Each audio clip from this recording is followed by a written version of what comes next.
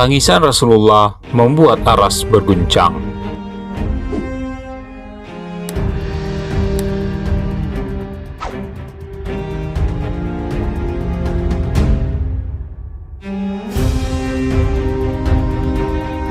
Pada suatu hari ketika Rasulullah Shallallahu Alaihi Wasallam husuk bertawaf di Ka'bah, beliau mendengar seorang Arab Badui di hadapannya berzikir, "Ya Karim, ya Karim." Rasulullah Shallallahu Alaihi Wasallam meniru bacaan orang Badui itu. Mendengar ada orang yang mengikuti bacaannya, orang Arab Badui itu berhenti di salah satu sudut Ka'bah dan kembali melafalkan asma Allah itu.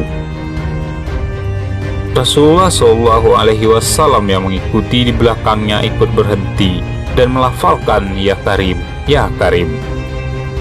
Merasa seperti dipermainkan, orang itu menoleh ke belakang dan ia melihat seorang laki-laki yang gagah dan tampan, tetapi ia tidak mengenalinya. Orang Arab Badui itu berkata, "Hai orang tampan, apakah kau sengaja mengolok-olokku karena aku orang Badui? Seandainya bukan karena ketampanan dan kegagahanmu, pasti sudah kuadukan kelakuanmu kepada kekasihku, Muhammad Rasulullah." Mendengar perkataan orang Badui itu, Rasulullah Shallallahu Alaihi Wasallam tersenyum lalu bertanya, "Apakah engkau mengenali nabimu, hai orang Arab? Jika kau belum mengenali nabimu, bagaimana kau beriman kepadanya?" Mendengar pertanyaan Rasulullah, orang Arab Badui itu pun menjawab, "Aku percaya sepenuhnya terhadap kenabian dan kerasulannya, meskipun aku belum pernah melihatnya sekalipun. Aku membenarkan setiap ketetapannya, meskipun aku belum pernah bertemu dengannya."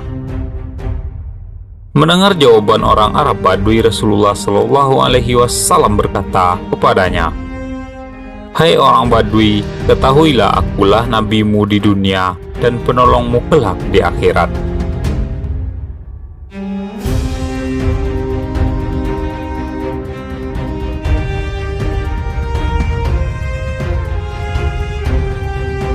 Mendengar perkataan Rasulullah, dia pun tercengang seperti tidak percaya kepada dirinya, dan pandangannya tak lepas dari wajah Rasulullah Shallallahu Alaihi Wasallam. Akhirnya ia yakin laki-laki di hadapannya adalah Rasulullah. Ia pun langsung menunduk untuk mencium kedua kaki Rasulullah Shallallahu Alaihi Wasallam. Namun secepat kilat Rasulullah Shallallahu Alaihi Wasallam menarik tubuh orang Arab itu seraya berkata kepadanya, "Hai orang Arab, jangan berbuat seperti itu. Perbuatan seperti itu hanya dilakukan seorang budak kepada majikannya. Ketahuilah Allah mengutusku bukan untuk menjadi orang yang takabur, yang meminta dihormati atau diagungkan, melainkan untuk menyampaikan kabar gembira bagi orang yang beriman dan membawa peringatan bagi yang mengingkarinya." Ketika itulah malaikat Jibril turun dan berkata, "Ya Muhammad, Tuhan As-Salam menyampaikan salam kepadamu dan berfirman, katakanlah kepada orang Arab Badui itu agar tidak terpesona dengan belas kasih Allah.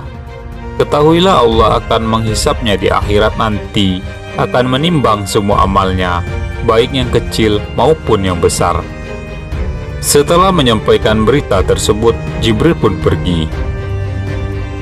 Orang Badui kemudian berkata, "Demi keagungan serta kemuliaan Allah, jika Allah akan membuat perhitungan atas amalanku, maka aku pun akan membuat perhitungan dengannya." Mendengar perkataan orang Badui itu, Rasulullah Shallallahu Alaihi Wasallam bertanya, "Apa yang akan kamu perhitungkan dengan Allah?"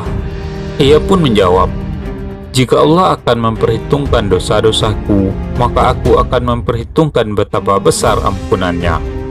Jika Allah memperhitungkan kemaksiatanku, maka aku akan memperhitungkan betapa luas pengampunannya. Jika Allah memperhitungkan kekikiranku, maka aku akan memperhitungkan pula betapa agung kedermawanannya." Mendengar ucapan orang Badui itu, Rasulullah Shallallahu Alaihi Wasallam menangis mengingat betapa benarnya ucapan orang Badui itu. Air mata beliau meleleh membasahi janggutnya. Maka seketika malaikat Jibril turun lagi menemui Rasulullah Shallallahu Alaihi Wasallam seraya berkata, "Ya Muhammad, Tuhan Al-Salam menyampaikan salam kepadamu dan berfirman, hentikan tangisanmu, sungguh karena tangisanmu penjaga aras lupa akan bacaan tasbih dan tahmidnya, hingga aras berguncang. Katakanlah kepada temanmu itu bahwa Allah tak akan menghisap dirinya, juga tak akan memperhitungkan kemaksiatannya. Allah telah mengampuni semua kesalahannya, dan ia akan menjadi temanmu di surga nanti." Betapa bahagia orang Badui itu, ia pun lalu menangis karena tidak kuat menahan haru.